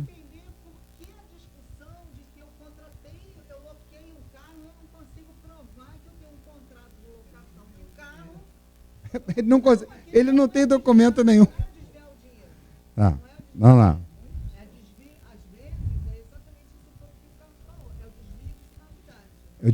Fez outra coisa. Você recebeu dinheiro para alocar o automóvel? É para alocar o automóvel, gente. Você não pode fazer outra coisa. Tá, tudo bem, tudo bem. Entendi. O senhor não quis falar. Tá, tá bom. Tá bom. Porque às vezes, por exemplo, quando eu contrato, aloco o carro, eu tenho que pegar lá, pegar o contrato de locação, eu pego a fatura, o nome do projeto, Isso. prova que eu usei no projeto e aí eu pago com o dinheiro do projeto. Mas você vê lá, que, por exemplo, uma coisa que vi lá, e que tenho dito, sempre falei isso e tem muito questionamento. É nota fiscal que vem com retenção do que deve ser retido imposto e você tem que pagar o líquido. Aí tem gente que acha que eu não vou pagar líquido nenhum. Coisa nenhuma, paga o bruto. Pagar o bruto. Eu peguei em um dos projetos, tinha 12 impostos, tinha 12 recolhimentos de imposto, 9 deles tinha sido pago bruto. A empresa só botou os 3 primeiros bem corretinhos e lá no final da planilha enfiou os outros 9. Má fé, gente. Sabe muito bem o que está fazendo. É má fé. É má fé mesmo. Tá? Então, a atividade audiovisual e a atividade cultural é entendida pelo Tribunal de Contas da União como importantíssima. Se não fosse, não existiria uma diretoria específica para tratar disso. Exatamente porque se entende que é importante. Né? E, assim, já estava passando da hora de coibir situações indesejáveis. Já estava passando da hora de coibir situações indesejáveis. E é isso que o acórdão vem fazer. Vai ter agora essa modulação, principalmente essa modulação temporal, do aplica retroativamente ou não, que é a principal discussão que existe no recurso. Fora isso, meus amigos, regra é regra. Sempre existiram, nenhuma é novidade. Sim.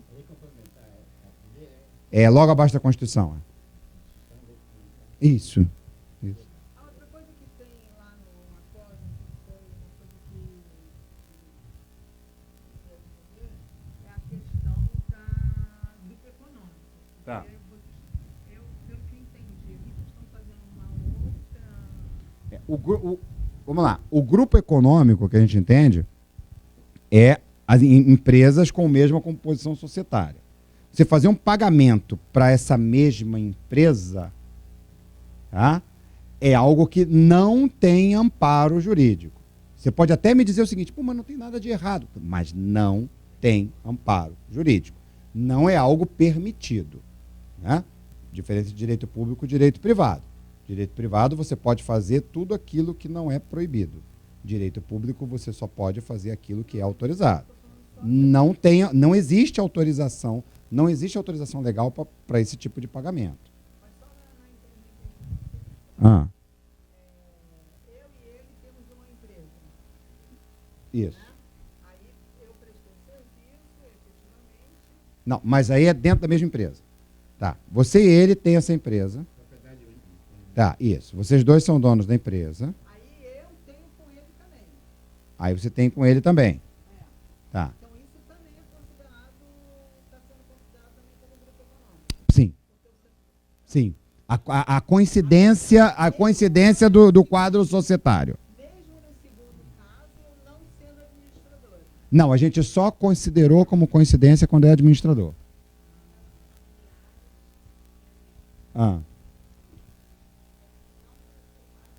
Não precisa se esconder. Isso aqui é uma conversa amigável. Ó, se eu dizer uma coisa aqui que eu sempre dizia para os meus alunos em sala de aula. Não se preocupe, não. Todas as vezes que você disser assim, professor, tem um amigo meu que eu sei que é você. Não se preocupe, não. Eu sei que é você, não se preocupe, não. Eu sei que é você e não vou brigar com você. Pode falar.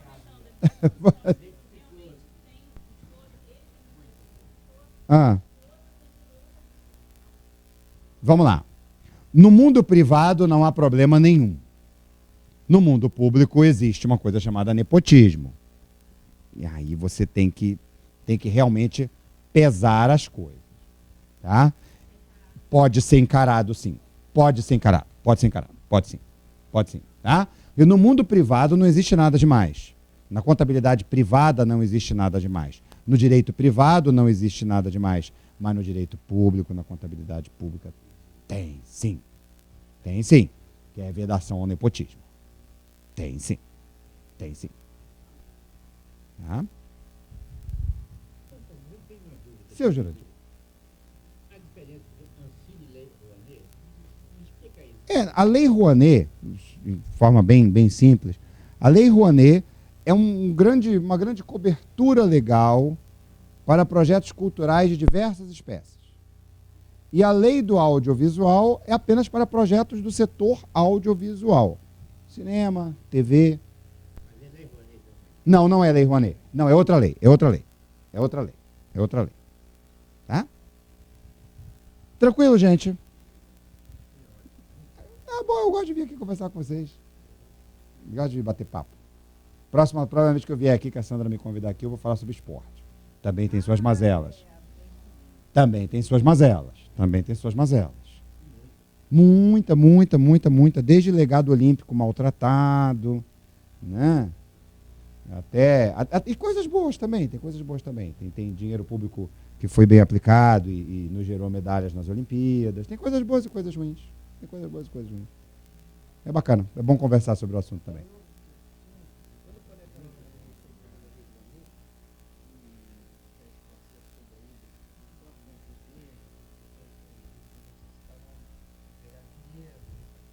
Uhum. Todas essas pessoas que, vamos dizer, Wagner Moura, que participou para 3 filmes, Pô, o senhor não ia dizer nome, hein? não O senhor não ia dizer nome. eu só botei Eu até gosto do Wagner Moura. esse ator. Acho um grande ator. Então, ele não prestou conta, ou seja, o processo do projeto dele está no TCU, está em aberto. Não está no TCU ainda não. Não, está no Ministério ainda. Está lá. Tá. Ou seja, um projeto criado, mas que ficou, vamos dizer assim, inacabado, sem prestação de conta. Isso. Ele vai ser chamado um dia para prestar conta. Com certeza. Todos eles. Sim, espera-se, né? Espera-se. A conta chega um dia. Isso é um princípio básico do comércio, né? O pessoal do comércio adora isso. O pessoal do comércio adora. O pessoal da FEComércio diz sempre isso. A conta chega um dia.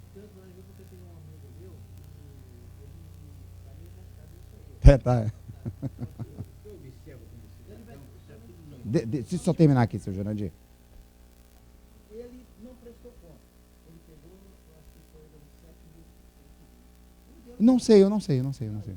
Não conheço o processo. Ele vai ser. Tem que devolver dinheiro todo por isso, né? Tem que ver o caso, né? Assim, eu não vi o processo, né? Assim, eu seria leviano se eu dissesse qualquer coisa para o senhor agora. Não sei. Vamos dizer assim, qualquer dinheiro não usado ou mal usado tem que ser devolvido. Só ficamos assim. Oi? As penalidades do Tribunal de Contas da União são financeiras, ou na forma de devolução ou na forma de multa. Para os gestores públicos que são de carreira, né? Aí pode haver a impossibilidade de ocupar cargos públicos em função de confiança, então tem algumas coisas a mais. Mas o Tribunal de Contas da União não prende ninguém, né? Quem prende é o Judiciário. Fale. Existe alguma possibilidade, né, assim, em alguns casos, de ter medidas compensatórias? Medida compensatória é algo que o governo pode fazer com quem ele contrata, não o Tribunal de Contas da União determinar. Se o governo fizer a medida compensatória, para nós está ok. Aí dentro das regras de medida compensatória, tem que ser previsto em lei, normatizada por decreto, aprovada em portaria. Não é assim do tipo, eu fiz. Não, assim não. Então, eu vou pegar um exemplo aqui, vou só pegar um exemplo que eu também não sei se eu vou pegar. Sei lá. O João pegou um dinheiro. Quem é João? Tem um João aí? Para não citar o nome. Tá bom. O João ganhou um edital do Ministério da Cultura para fazer um filme Tá, sobre a Mariazinha. Ok. Aí a Mariazinha morreu. ok. E aí ele pode, como ele já tinha começado o projeto e a Mariazinha é essencial, ele pode ou fazer alguma medida compensatória para ele terminar aquilo do jeito que está Uhum. e fazer alguma medida compensatória. Pode, desde que seja previsto isso. E aí você tem que propor essas medidas. Isso, Olha, a ela tem que Mariazinha ser morreu, aprovada. aí não dá pra botar outra pessoa. Isso, ela tem que ser aprovada. A medida compensatória tem que ser aprovada. Né? O que não pode haver é o particular decidir qual é a medida compensatória que ele vai fazer e depois entregar, que é o que ocorre em 99% dos casos. Isso não pode. A medida compensatória previamente aprovada pode. É. Exatamente. E não é ele que tem que julgar se é compensatório, é o órgão público que entrega o dinheiro. Uhum. Exemplos com nomes. Prometeu uma rampa. Ou o contrário, prometeu elevador, botou uma rampa. Aí ele diz, mas isso compensa, é a mesma coisa. Você projetou um elevador. Tem que seguir o projeto. Tá? Tem que seguir o projeto. O projeto não pode ser deturpado assim a qualquer momento. Não.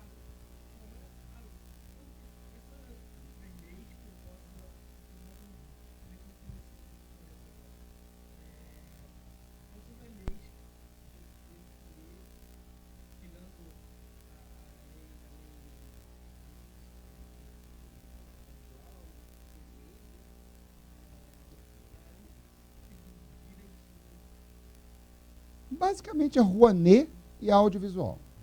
A Rouanet, são elas que determinam. A jurisprudência do tribunal não é muito forte em cultura. A gente está começando a fazer isso. Não, tem algumas super interessantes, mas não é, por exemplo, em obras públicas. Obra pública eu reputo que não tem nenhum órgão público que tenha uma jurisprudência tão consolidada quanto a nossa. Né? Desestatização. Nenhum órgão público tem a jurisprudência tão consolidada quanto a nossa. Cultura. Nenhum órgão público do Brasil sabe absolutamente nada sobre cultura. A gente está começando agora. Só porque deixa ele responder aqui. Já está.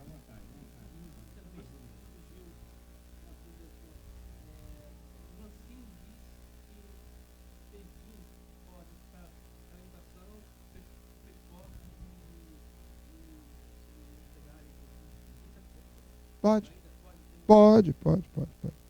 Você está com algum projeto em andamento, né, amigo? Você está tá estressado.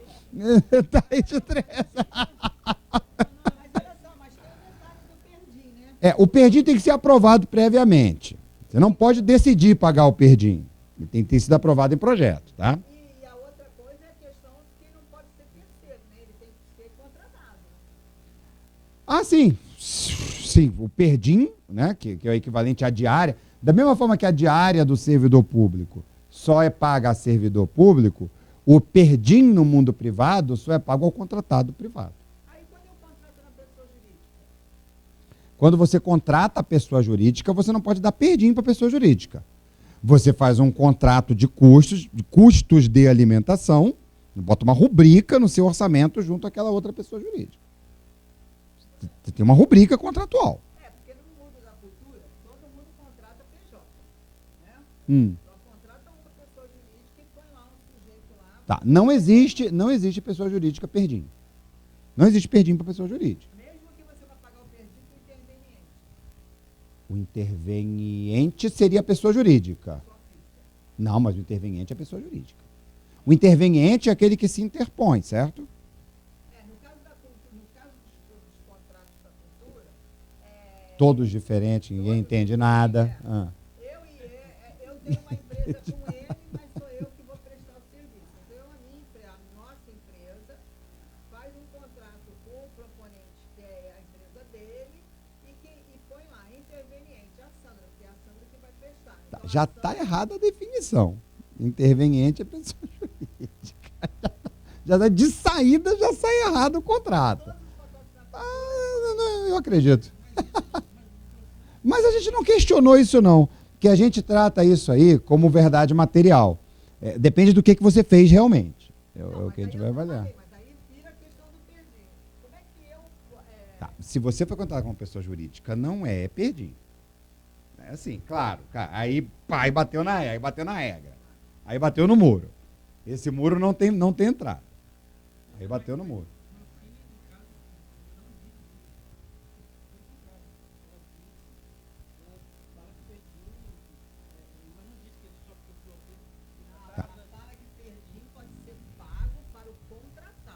E quando ele fala contratado, é sempre pessoa física.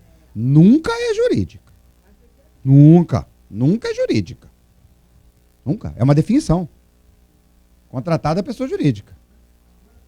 Perdão, é pessoa física.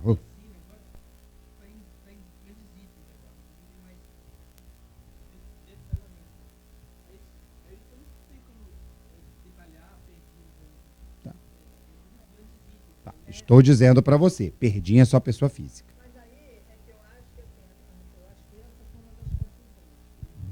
E eu falo particularmente que eu trabalho no tribunal bastante tempo. Acho que aí foi a confusão maior. Não é porque está nos grandes itens que você pode botar qualquer saco de gato lá.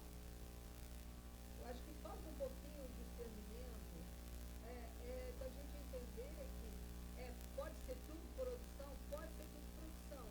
Agora, é inerente à produção? Se não é inerente à produção, não pode pagar.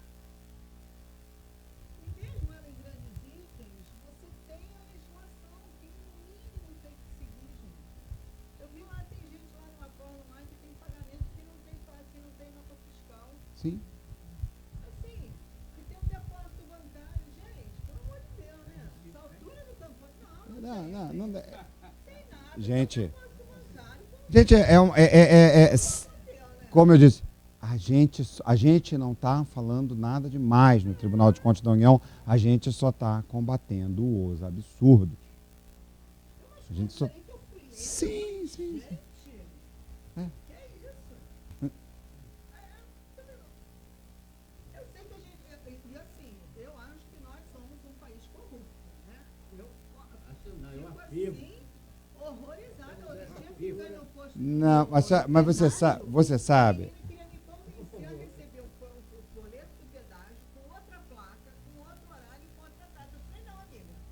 Se você já me prendeu aqui dentro do posto, do pedágio, eu não vou conseguir. Para eu conseguir o dinheiro de volta, eu preciso da placa. Sim, claro. Como é que você vai demonstrar propriedade? Oficial. Como é que você vai demonstrar vinculação proprietária? Mas Óbvio. aí a máquina não está funcionando para emitir. Eu falei, bom, então também não vou pagar. Então você libera a porra. Então libera cada um, não vou pagar. Por favor, só abusando já. Um cidadão agora. Sim. Porque tantas normas, tantos procedimentos definidos, sem dúvida.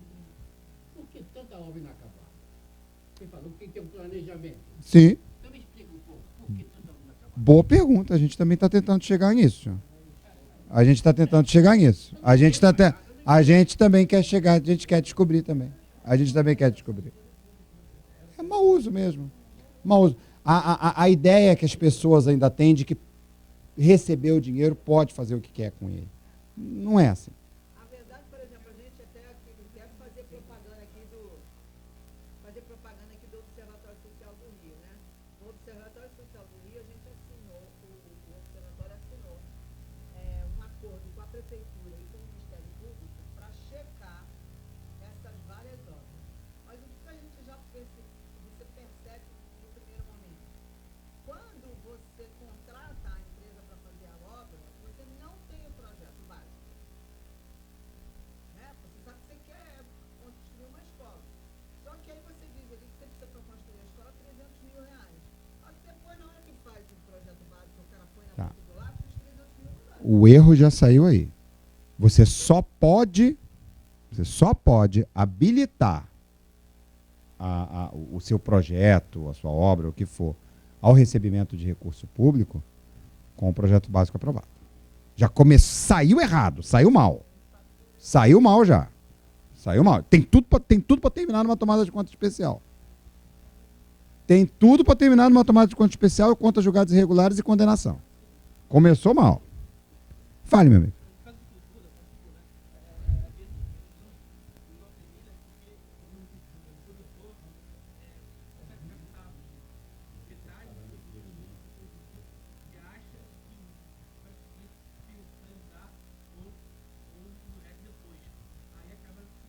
Planejamento ruim, né? A União tem que pagar por isso? Planejamento ruim, meu amigo. Também não pode, não. Planejamento ruim. A nação tem que pagar por isso? Não tem, não. Planejamento ruim.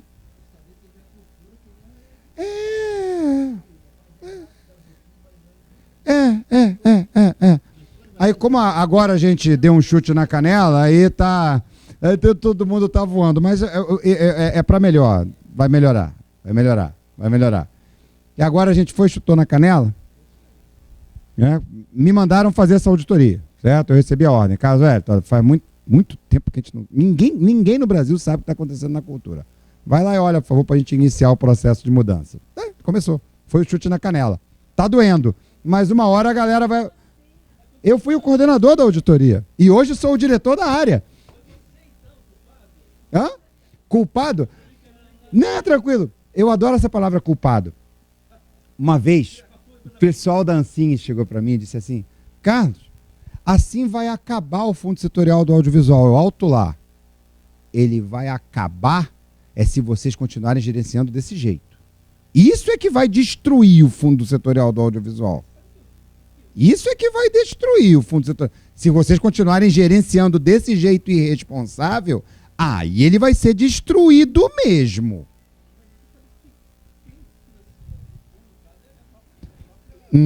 Lá vem essa conversa de que é dinheiro do... Não, isso é dinheiro público. Não. Essa discussão foi pacificada pelo STJ, pelo STF, pelo TCU. É dinheiro público. Tem prestação de contas. Não tem conversa. Não pertence ao setor. Existe uma definição legal que diz que é para destinar ao setor. Mas a lei pode mudar. A lei pode dizer, a partir de hoje, o dinheiro da Condecine é para educação. Não. Dinheiro pertence à União. Pertence à União. Sim. Alguns diriam que bom, outros diriam que absurdo. Tanta coisa mais importante para se fazer. Alguns poderiam dizer isso. Não tem esse dinheiro, por exemplo, para acessibilidade. Não tem esse dinheiro para combate à discriminação. E tem para fazer filme. Aí a gente, TCU, que entra dizendo, não. Não é bem assim, não. Filme gera emprego, tira a gente da rua, tira a gente da informalidade e tal, não sei o quê. Ele tem a sua razão de ser sim, tem a sua função social. Mas o que eu quero que você entenda é o seguinte, isso é definição legal. Lei mudou a definição. Não é algo pacífico, não. Tá? E não é um dinheiro pertencente ao setor. É dinheiro... Tudo bem. Eu gero meus impostos também. Nem por isso tem que pedir ele de volta. Tem nada a ver.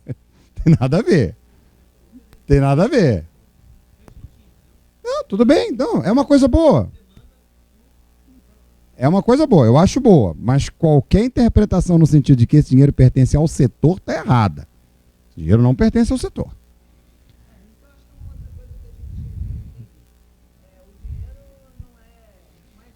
Não, isso é uma coisa que brasileiro tem dificuldade de entender. A nossa cultura não foi preparada para entender que dinheiro de impostos, tributos, tarifas, taxas, contribuições não pertence a você. Ele pertence à sociedade brasileira como um todo. Não tem dono. Isso é uma coisa que a cultura brasileira, aí cultura já não mais o setor cultural, né, mas a cultura como um todo, tem dificuldade de entender. Tá bom? Gente, obrigado pela conversa. Foi um bate-papo agradável. Outra hora eu volto aí para a gente continuar conversando.